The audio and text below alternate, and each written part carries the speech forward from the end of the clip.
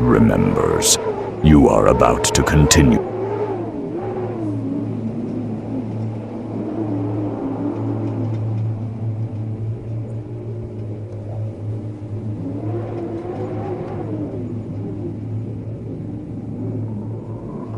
With part 1. You can find the earlier episodes by clicking the cards at the top of this video, or by visiting the playlist.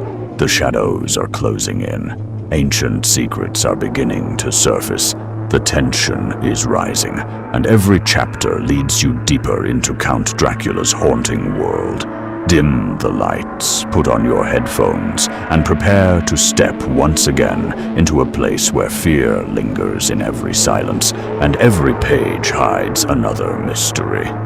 This is Dracula, Part 4. Let the darkness guide your way.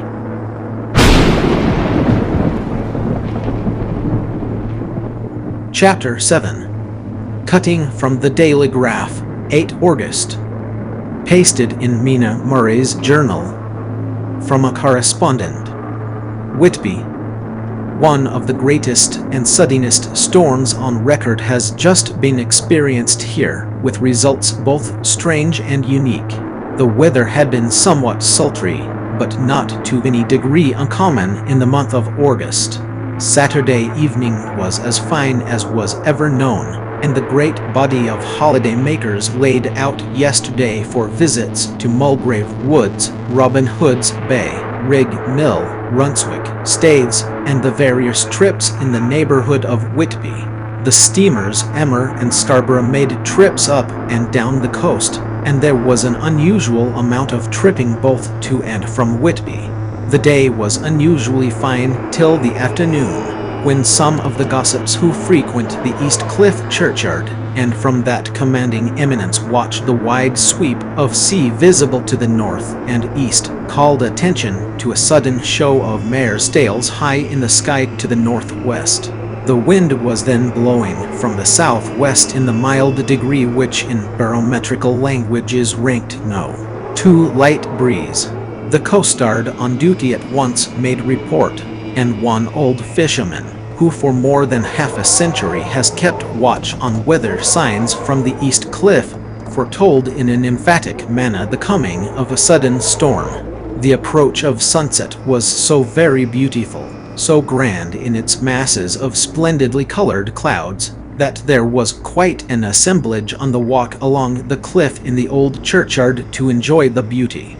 Before the sun dipped below the black mass of Kettleness, standing boldly athwart the western sky, its downward way was marked by myriad clouds of every sunset-color flame, purple, pink, green, violet, and all the tints of gold, with here and there masses not large, but of seemingly absolute blackness, in all sorts of shapes, as well outlined as colossal silhouettes.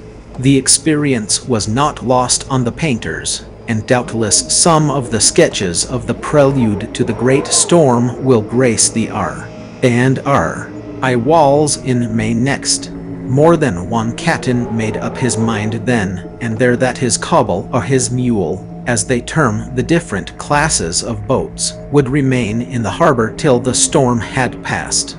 The wind fell away entirely during the evening, and at midnight there was a dead calm, a sultry heat, and that prevailing intensity which, on the approach of thunder, affects persons of a sensitive nature.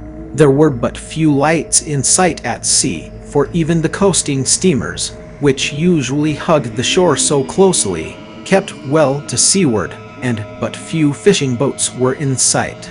The only sail noticeable was a foreign schooner with all sails set, which was seemingly going westwards. The foolhardiness or ignorance of her officers was a prolific theme for comment whilst she remained in sight, and efforts were made to signal her to reduce sail in face of her danger. Before the night shut down, she was seen with sails idly flapping as she gently rolled on the undulating swell of the sea. As idle as a painted ship upon a painted ocean. Shortly before 10 o'clock the stillness of the air grew quite oppressive, and the silence was so marked that the bleating of a sheep inland or the barking of a dog in the town was distinctly heard, and the band on the pier, with its lively French air, was like a discord in the great harmony of nature's silence. A little after midnight came a strange sound from over the sea, and high overhead the air began to carry a strange, faint, hollow booming. Then, without warning, the tempest broke, with a rapidity which, at the time, seemed incredible, and even afterwards is impossible to realize. The whole aspect of nature at once became convulsed. The waves rose in growing fury, each overtopping its fellow, till in a very few minutes the lately glassy sea was like a roaring and devouring monster. White-crested waves beat madly on the level sands and rushed up the shelving cliffs. Others broke over the piers, and with their spume swept the lanthorns of the lighthouses which rise from the end of either pier of Whitby Harbor. The wind roared like thunder, and blew with such force that it was with difficulty that even strong men kept their feet, or clung with grim clasp to the iron stanchions. It was found necessary to clear the entire piers from the mass of onlookers, or else the fatalities of the night would have been increased manifold. To add to the difficulties and dangers of the time, masses of sea fog came drifting inland, white, wet clouds, which swept by in ghostly fashion, so dank and damp and cold that it needed but little effort of imagination to think that the spirits of those lost at sea were touching their living brethren with the clammy hands of death, and many a one shuddered as the wreaths of sea mist swept by. At times the mist cleared, and the sea for some distance could be seen in the glare of the lightning, which now came thick and fast, followed by such sudden peals of thunder that the whole sky overhead seemed trembling under the shock of the footsteps of the storm. Some of the scenes thus revealed were of immeasurable grandeur and of absorbing interest. The sea, running mountains high, threw skywards with each wave mighty masses of white foam, which the tempest seemed to snatch at and whirl away into space. Here and there a fishing boat, with a rag of sail, running madly for shelter before the blast, now and again the white wings of a storm-tossed seabird. On the summit of the east cliff the new searchlight was ready for experiment, but had not yet been tried. The officers in charge of it got it into working order, and in the pauses of the inrushing mist swept with it the surface of the sea. Once or twice its service was most effective, as when a fishing boat, with gunwale under water, rushed into the harbor, able, by the guidance of the sheltering light, to avoid the danger of dashing against the piers. As each boat achieved the safety of the port, there was a shout of joy from the mass of people on shore, a shout which for a moment seemed to cleave the gale and was then swept away in its rush. Before long, the searchlight discovered some distance away a schooner with all sails set, apparently the same vessel which had been noticed earlier in the evening. The wind had by this time backed to the east, and there was a shudder amongst the watchers on the cliff as they realized the terrible danger in which she now was. Between her and the port lay the great flat reef on which so many good ships have from time to time suffered, and, with the wind blowing from its present quarter, it would be quite impossible that she should fetch the entrance of the harbor. It was now nearly the hour of high tide, but the waves were so great that in their troughs the shallows of the shore were almost visible, and the schooner, with all sails set, was rushing with such speed that, in the words of one old salt, she must fetch up somewhere, if it was only in hell.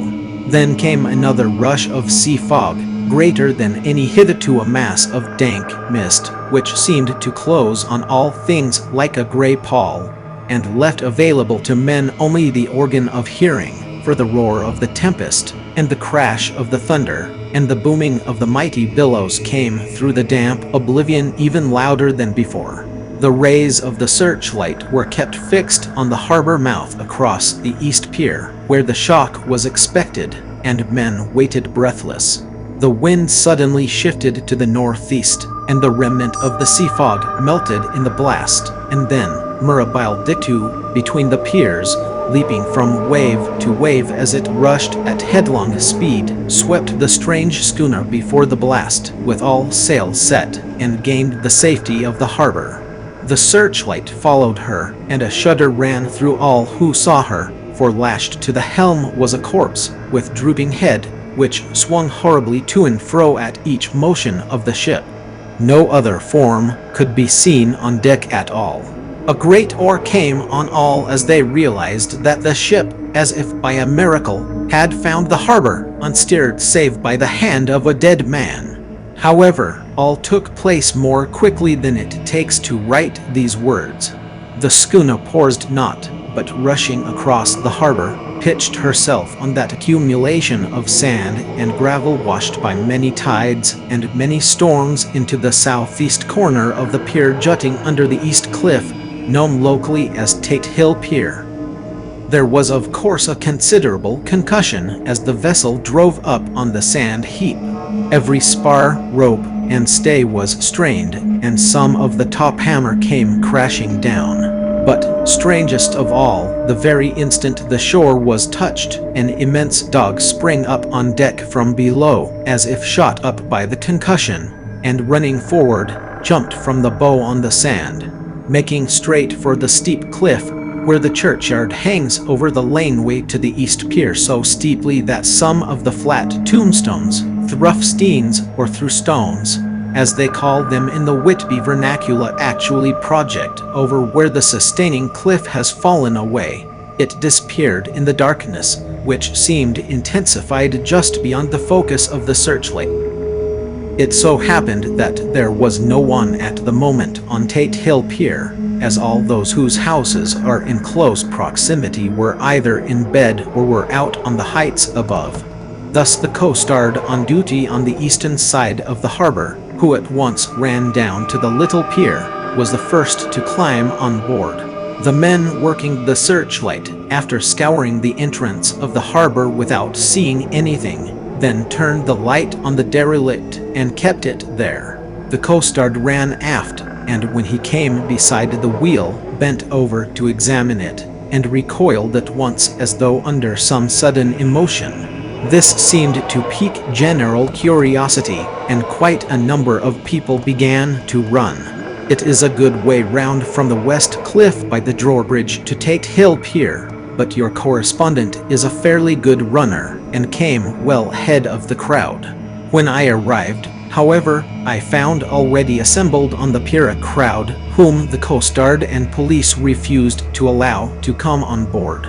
By the courtesy of the chief boatman, I was, as your correspondent, permitted to climb on deck, and was one of a small group who saw the dead seaman whilst actually lashed to the wheel.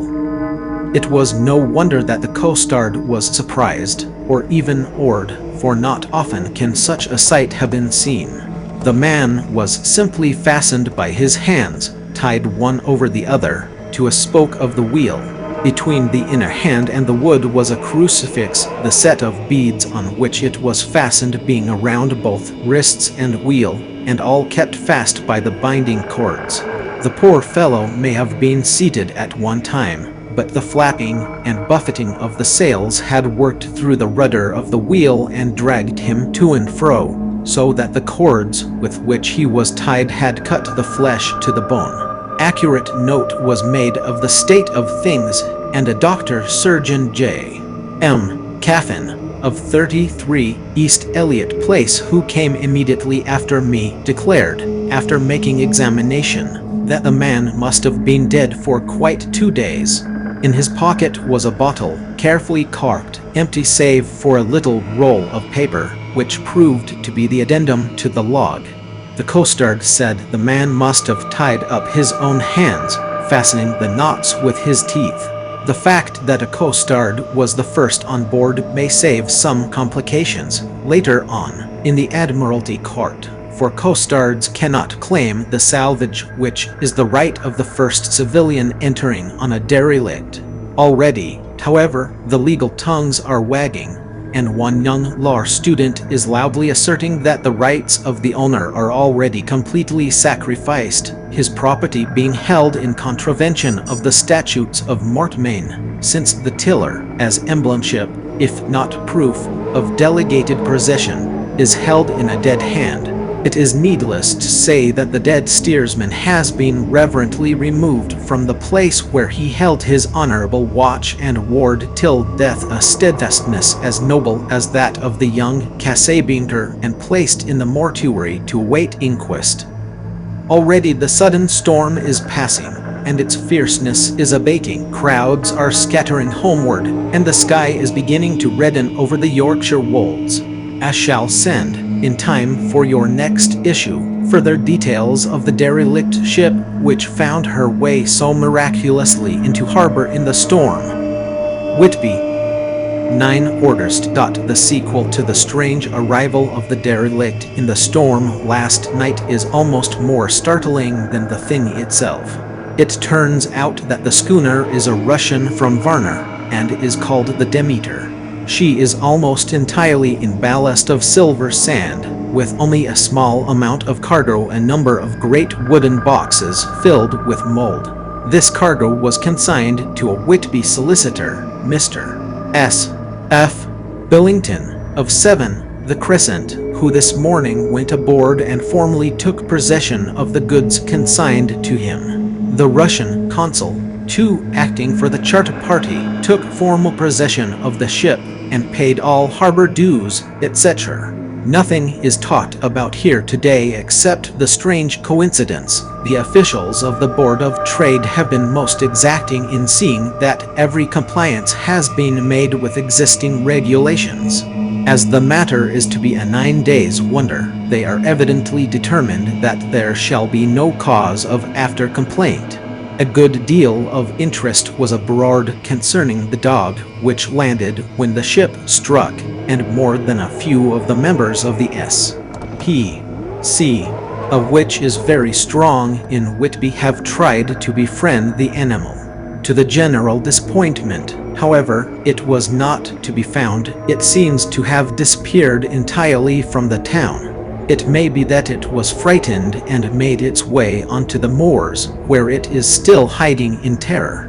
There are some who look with dread on such a possibility, lest later on it should in itself become a danger, for it is evidently a fierce brute.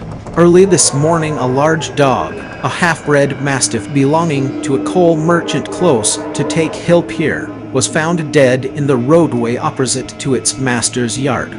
It had been fighting, and manifestly had had a savage opponent, for its throat was torn away, and its belly was slit open as if with a savage claw.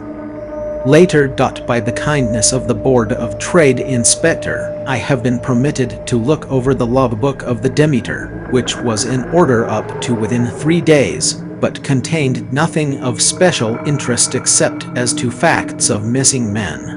The greatest interest, however, is with regard to the paper found in the bottle, which was today produced at the inquest, and a more strange narrative than the two between them unfold it has not been my lot to come across. As there is no motive for concealment, I am permitted to use them, and accordingly send you a rescript, simply omitting technical details of seamanship and supercargo. It almost seems as though the captain had been seized with some kind of mania before he had got well into blue water, and that this had developed persistently throughout the voyage. Of course my statement must be taken cum grano, since I am writing from the dictation of a clerk of the Russian consul, who kindly translated for me, time being short. Log of the Demeter. Varna to Whitby. Written 18 July, things so strange happening that I shall keep accurate note henceforth till we land. On 6 July we finished taking in cargo, silver sand and boxes of earth. At noon set sail. East wind, fresh. Crew 5 hands. 2 mates, cook and myself, captain. On 11 July at dawn entered Bosphorus. Boarded by Turkish customs officers. Bakshish, all correct. Underway at 4 p.m. on 12 July through Dardanelles. More customs officers and flagboat of guarding squadron. Backsheesh again. Work of officers thorough, but quick. Want us off soon. At dark passed into archipelago. On 13 July past Cape Matapan. Crew dissatisfied about something. Seemed scared, but would not speak out. On 14 July was somewhat anxious about crew. Men all steady fellows, who sailed with me before. Mate could not make out what was wrong. They only told him there was something, and crossed themselves. Mate lost temper with one of them that day and struck him. Expected fierce quarrel, but all was quiet. On 16 July mate reported in the morning that one of crew, Petrovsky, was missing. Could not account for it. Took larboard watch 8 bells last night. Was relieved by Abramov, but did not go to bunk. Men more downcast than ever. All said they expected something of the kind, but would not say more than there was something aboard. Mate getting very impatient with them, feared some trouble headed. On 17 July, yesterday, one of the men, Alderan, came to my cabin, and in an awestruck way confided to me that he thought there was a strange man aboard the ship. He said that in his watch he had been sheltering behind the deck house, as there was a rainstorm, when he saw a tall, thin man, who was not like any of the crew, come up the companionway, and go along the deck forward, and disappear. He followed cautiously, but when he got to bows found no one, and the hatchways were all closed. He was in a panic of superstitious fear, and I am afraid the panic may spread. To allay it, I shall today search entire ship carefully from stem to stern. Later in the day I got together the whole crew and told them, as they evidently thought there was someone in the ship, we would search from stem to stern. First mate angry, said it was folly, and to yield to such foolish ideas would demoralize the men, said he would engage to keep them out of trouble with a handspike. I let him take the helm, while the rest began thorough search, all keeping abreast. With lanterns we left no corner unsearched. As there were only the big wooden boxes, there were no odd corners where a man could hide. Men much relieved when search over, and went back to work cheerfully. First mate scowled, but said nothing. 22 July. Rough weather last 3 days, and all hands busy with sails, no time to be frightened. Men seem to have forgotten their dread. Mate cheerful again, and all on good terms. Praised men for work in bad weather. Past Gibraltar and out through straits. All well. 24 July. There seems some doom over this ship. Already a hand short, and entering on the Bay of Biscay with wild weather ahead, and yet last night another man disappeared. Like the first, he came off his watch and was not seen again. Men all in a panic of fear, sent a round robin, asking to have double watch, as they fear to be alone. Mate angry. Fear there will be some trouble, as either he or the men will do some violence. 28 July. 4 days in hell, knocking about in a sort of maelstrom, and the wind a tempest. No sleep for anyone. Men all worn out. Hardly know how to set a watch, since no one fit to go on. Second mate volunteered to steer and watch, and let men snatch a few hours' sleep. Wind abating, seas still terrific, but feel them less, as ship is steadier. 29 July. Another tragedy. Had single watch tonight, as crew too tired to double. When morning watch came on deck, could find no one except steersman. Raised outcry, and all came on deck. Thorough search, but no one found. Are now without second mate and crew in a panic. Mate and I agreed to go armed henceforth and wait for any sign of cars. 30 July. Last night. Rejoiced we are nearing England. Weather fine, all sails set. Retired worn out, slept soundly, awaked by mate telling me that both man of watch and steersman missing. Only self and mate and 2 hands left to work ship. 1 August. 2 days of fog, and not our sail sighted. Had hoped when in the English Channel to be able to signal for help or get in somewhere. Not having power to work sails, have to run before wind. Dare not lower, as could not raise them again. We seem to be drifting to some terrible doom. Mate now more demoralized than either of men. His stronger nature seems to have worked inwardly against himself. Men are beyond fear, working stolidly and patiently, with minds made up to worst. They are Russian, he Romanian. 2 August, midnight. Woke up from few minutes sleep by hearing a cry, seemingly outside my port. Could see nothing in fog. Rushed on deck and ran against mate. Tells me heard cry and ran, but no sign of man on watch. 1 more gone. Lord, help us!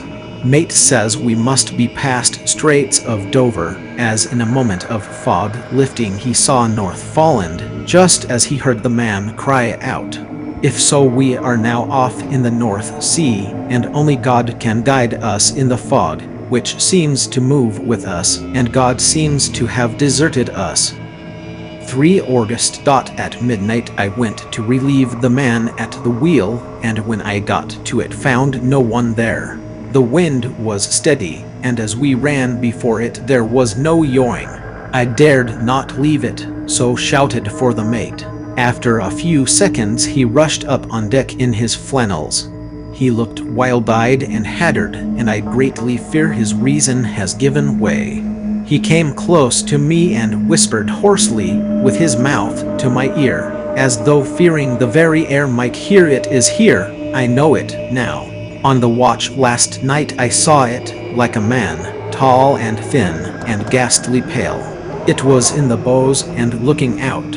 I crept behind it and gave it my knife, but the knife went through it, empty as the air. And as he spoke he took his knife and drove it savagely into space. Then he went on, but it is here, and I'll find it. It is in the hold, perhaps in one of those boxes. I'll unscrew them one by one and see. You work the helm. And, with a warning look and his finger on his lip, he went below. There was springing up a choppy wind, and I could not leave the helm. I saw him come out on deck again with a tool chest and a lantern, and go down the forward hatchway. He is mad, stark, raving mad, and it's no use my trying to stop him. He can't hurt those big boxes, they are invoiced as clay, and to pull them about is as harmless a thing as he can do. So here I stay and mind the helm and write these notes. I can only trust in God and wait till the fog clears. Then, if I can't steer to any harbor with a wind that is, I shall cut down sails and lie by and signal for help. It is nearly all over now. Just as I was beginning to hope that the mate would come out calmer, for I heard him knocking away at something in the hold, and work is good for him, there came up the hatchway a sudden, startled scream, which made my blood run cold, and up on the deck he came as if shot from a gun, a raging madman, with his eyes rolling and his face convulsed with fear. "Save me! Save me!" he cried, and then looked round on the blanket of fog. His horror turned to despair, and in a steady voice he said, "You had better come too, Captain, before it is too late. He is there. I know the secret now. The sea will save me from him, and it is all that is left." Before I could say a word, or move forward to seize him, he sprang on the bulwark and deliberately threw himself into the sea. I suppose I know the secret too now. It was this madman who had got rid of the men one by one, and now he has followed them himself. God help me! How am I to account for all these horrors when I get to port? When I get to port, will that ever be? 4 August. Still fog, which the sunrise cannot pierce. I know there is sunrise because I am a sailor, why else I know not. I dared not go below, I dared not leave the helm, so here all night I stayed, and in the dimness of the night I saw it him. God forgive me, but the mate was right to jump overboard. It was better to die like a man. To die like a sailor in blue water no man can object. But I am captain, and I must not leave my ship. But I shall baffle this fiend or monster, for I shall tie my hands to the wheel when my strength begins to fail, and along with them I shall tie that which he at exclamation dare not touch, and then, come good wind or foul, I shall save my soul and my honor as a captain. I am growing weaker, and the night is coming on. If he can look me in the face again, I may not have time to act. If we are wrecked, mayhap this bottle may be found, and those who find it may understand. If not, well, then all men shall know that I have been true to my trust. God and the Blessed Virgin and the saints help a poor ignorant soul trying to do his duty. Of course the verdict was an open one. There is no evidence to adduce, and whether or not the man himself committed the murders there is now none to say. The folk here hold almost universally that the captain is simply a hero, and he is to be given a public funeral. Already it is arranged that his body is to be taken with a train of boats up the Esk for a piece and then brought back to Tate Hill Pier and up the Abbey steps, for he is to be buried in the churchyard on the cliff. The owners of more than 100 boats have already given in their names as wishing to follow him to the grave. No trace has ever been found of the great dog, at which there is much mourning, for, with public opinion in its present state, he would, I believe, be adopted by the town. Tomorrow we'll see the funeral, and so will end this one more mystery of the sea. Mina Murray's Journal, 8 August. Lucy was very restless all night, and I, too, could not sleep. The storm was fearful, and as it boomed loudly among the chimney pots, it made me shudder. When a sharp puff came it seemed to be like a distant gun. Strangely enough, Lucy did not wake, but she got up twice and dressed herself. Fortunately, each time I awoke in time and managed to undress her without waking her, and got her back to bed. It is a very strange thing, this sleepwalking, for as soon as her will is thwarted in any physical way, her intention, if there be any, disappears, and she yields herself almost exactly to the routine of her life. Early in the morning we both got up and went down to the harbor to see if anything had happened in the night.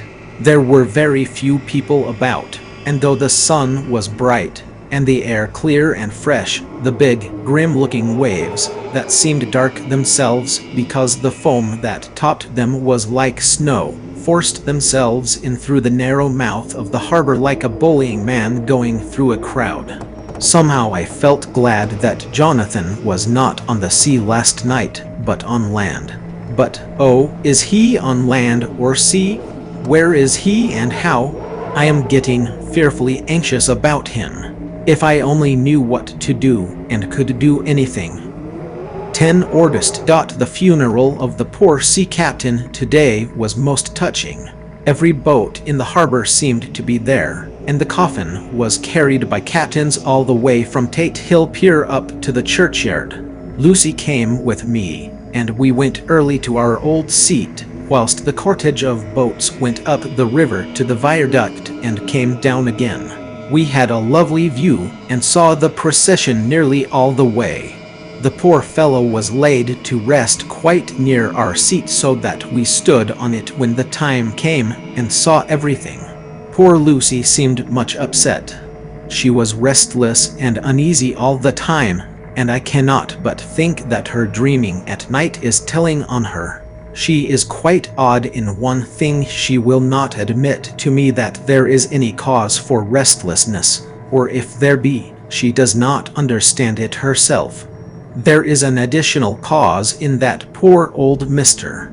Swalls was found dead this morning on our seat, his neck being broken. He had evidently, as the doctor said, fallen back in the seat in some sort of fright, for there was a look of fear and horror on his face that the men said made them shudder.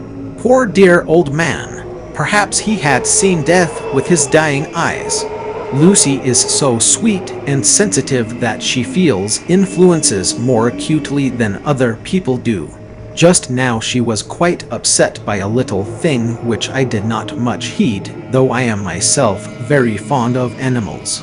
One of the men who came up here often to look for the boats was followed by his dog. The dog is always with him. They are both quiet persons, and I never saw the man angry, nor heard the dog bark. During the service the dog would not come to its master, who was on the seat with us, but kept a few yards off, barking and howling. Its master spoke to it gently, and then harshly, and then angrily, but it would neither come nor cease to make a noise. It was in a sort of fury, with its eyes savage, and all its hairs bristling out like a cat's tail when puss is on the warpath. Finally the man, too, got angry and jumped down and kicked the dog, and then took it by the scruff of the neck and half dragged and half threw it on the tombstone on which the seat is fixed. The moment it touched the stone the poor thing became quiet and fell all into a tremble. It did not try to get away, but crouched down, quivering and cowering, and was in such a pitiable state of terror that I tried, though without effect, to comfort it. Lucy was full of pity, too, but she did not attempt to touch the dog, but looked at it in an agonized sort of way. I greatly fear that she is of too supersensitive a nature to go through the world without trouble. She will be dreaming of this tonight, I am sure. The whole agglomeration of things, the ship steered into port by a dead man, his attitude tied to the wheel with a crucifix and beads, the touching funeral, the dog, now furious and now in terror, will all afford material for her dreams. I think it will be best for her to go to bed tired out physically, so I shall take her for a long walk by the cliffs to Robin Hood's Bay and back. She ought not to have much inclination for sleepwalking then.